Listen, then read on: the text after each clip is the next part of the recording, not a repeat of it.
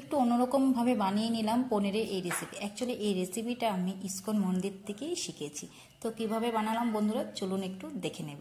তো প্রথমে আমি একটা মিক্সচার বাটিতে দিয়ে দিলাম কিছু পরিমাণ শস্য, তো নিয়ে নিয়েছি কিছু পরিমাণ পোস্ত, আর এদিকে দেখো আমি দিয়ে দিচ্ছি কাজু বাদাম, আর দিয়ে দেবো এখানে মগজ, আর দিয়ে দেব এবার এখানে ঝাল হিসেব করে কাঁচা লঙ্কা, আর দিয়ে দিচ্ছি টমেটো, আর এখানে দিয়ে দিলাম আদা, কুচানো আদা, আর দিয়ে দিচ্ছি স্বাদ হিসাবে লবণ।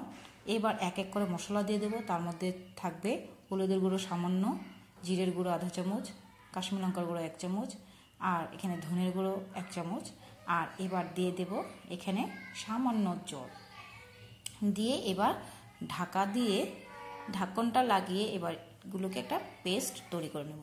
তো দেখুন বন্ধুরা কি সুন্দর একটা পেস্ট তৈরি করে নিয়েছি। তো এবার রান্নাটা শুরু করব। তো এদিকে আমি বসিয়ে দেব এবার কড়াই। তো কড়াই বসে এবার দিয়ে দেব সরষের তেল। রান্নাটা কিন্তু সরষের তেল দিয়েই করতে হবে, তাহলে খেতে খুব দারুণ লাগবে। আর যাই হোক, তো তেলটা গরম হয়ে গেছে। এর মধ্যে আমি একটা শুকনো লঙ্কা মাঝখান দিয়ে ছিঁড়ে দিয়ে দিলাম, আর দিয়ে দিলাম আধা চামচের মতো কালো জিরে ফোড়ন। তারপর আমি যে পেস্টটা তৈরি করেছিলাম সেই পেস্টটা দিয়ে, তারপর মিক্সির বাটিতে লেগেছিল তো সামান্য জল দিয়ে মিক্সির বাটিটা ধুয়ে সামান্য জলও দিয়ে দিলাম, দিয়ে এবার এটাকে কষিয়ে নেব। আমি প্রায় 2 মিনিট ধরে এটাকে আমি ভালো করে কষিয়ে নিয়েছি। তো এবার পনিরগুলোকে হালকা করে আমি ভেজে নিয়েছি আগের থেকে, সেই পনিরগুলোও আমি দিয়ে দিলাম।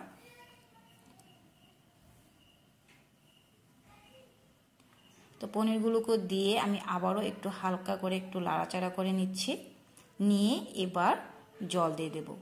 তো এখানে আমি গরম জল ইউজ করছি।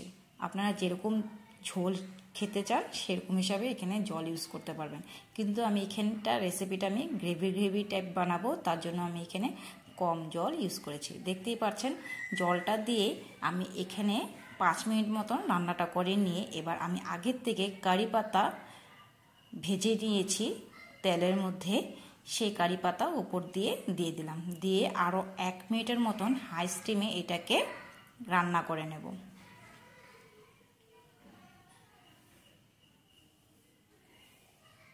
তো 1 মিনিট পর ফিরে আসলাম, দেখুন কি সুন্দর উপর থেকে তেল বেরিয়ে এসছে। এবার নামিয়ে নেব। তো রেডি আজকের আমার এই পনিরের রেসিপি। যদি ভালো লাগে তো অবশ্যই আমার পেজটাকে ফলো করবেন, কমেন্টস করেন, শেয়ার করেন, লাইক করেন। Bye bye.